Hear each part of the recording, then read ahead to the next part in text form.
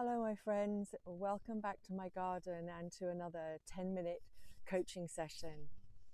I've been asked about fessing up, admitting to mistakes, and how we do that. It's a challenging one, isn't it? And I have been wandering around my garden, trying to think, what have I got in the garden that can offer any kind of advice or support on this particular subject. The truth is, I haven't been able to find anything. And I think part of the reason for this is that the thing that stops us simply admitting our mistakes is we get trapped in the right-wrong game. Something's right, something's wrong. And in nature, there is no right, there is no wrong. We as humans label things as right and wrong, but in nature just is. Also, as I've spoken about before in these sessions, we are the ones who, in our egoic pride or in our fear and concern, which all comes from the egoic nature of being human, we are the ones who feel we can't admit a mistake or indeed judge something as a mistake. But as I'm looking around my garden here, I can see things that I don't think are very good, things that I might like a little bit differently. But in nature, if you look at it with nature's eyes, nature will simply say, here I am, this is what is in the garden today. This is how life is at this time of year. This is what the English garden at this property at this time is. Here I am expressing, in the back here I have a fabulous hazel coppice, and it just is. It's producing hazel cobs. It's dropping its leaves a little bit early because we've been short of rain, but here it is. And there's nothing wrong with it. There's nothing right about it. It simply is. However, in our humanness and in honor of the particular question that I was asked, I'm looking at mistakes and how we fess up to them. So what is it that gets in the way of us simply putting our hand up and saying, I made a mistake? Well, I guess looking at it from that very human perspective, we often have fears about being humiliated or chastised, told off. We may feel shame or embarrassment or awkwardness. Our pride is dented, and our sense of self can really be damaged if we feel that we're being criticized, or we feel sometimes that we've simply made a really bad mistake. So I think when you are called out for making a mistake, or if you catch yourself having made a mistake, then it's important to recognize the fears and concerns that go along with that, and to recognize that in the light of simply being human. We, all of us, live with fears and concerns. We live with expectations of ourselves. We live with our childhood story about what's okay, what's not okay, what should and shouldn't happen, the rights and wrongs. And sometimes, for whatever reason, we make a mistake. So the first thing is to recognize you've made a mistake. And if you can do that, that's one huge step. Sometimes it's not that easy, and sometimes we don't even realize we've made a mistake until someone else points it out.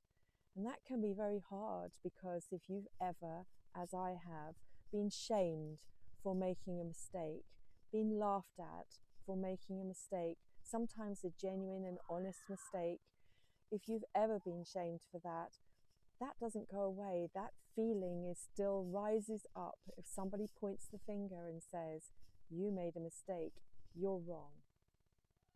So what do we do when we make a mistake? What can we do once we've acknowledged it? And that's often the hardest part. Simply acknowledge, I've made a mistake. Then what we can do is take responsibility for it. So how has our mistake impacted other people? I think it's important here just to notice that often when we make a mistake, we don't make a mistake out of malicious intent. Now, if you do make a mistake out of deliberate malicious intent, then you can look at that also. But that's not what I'm dealing with here. It's those mistakes that we make that are genuine mistakes. We say something, we were mistaken. We do something, we did it the wrong way. We burnt the dinner. We thought we knew something and we didn't know it. Or somebody knew something, gave us some more information. Whatever it is, you understand, those kind of mistakes where we make a genuine mistake without malicious intent. So take responsibility for it. Oh yeah, I made that mistake. What impact has that had on those around me? Sometimes it appears very, very little. But if you can catch it and own it, then what happens is you will find that just speaking, oh, I made a mistake there, and making an apology, a genuine, sincere apology. I'm sorry for how that impacted you. I'm sorry that that upset you. I'm sorry for how that had an effect on you. Then that, from a heartfelt perspective, only leads to a better relationship, a better connection as a result of you speaking it. So not those kind of sorries that you had to do when you were a child, you know, when your sister was digging at you and you dug back and you ended up in a fight with her because that was the way it kind of worked, and your mum came in and caught you and said, say sorry to your sister, and you didn't want to say sorry to your sister, but you had to say, I'm sorry, and you absolutely didn't mean it. Not that kind of sorry. I'm talking about the kind of sorry where you recognize that what you did, what you said, had an effect on that person over there, even if it was to destroy or minimize your relationship, your connection with them.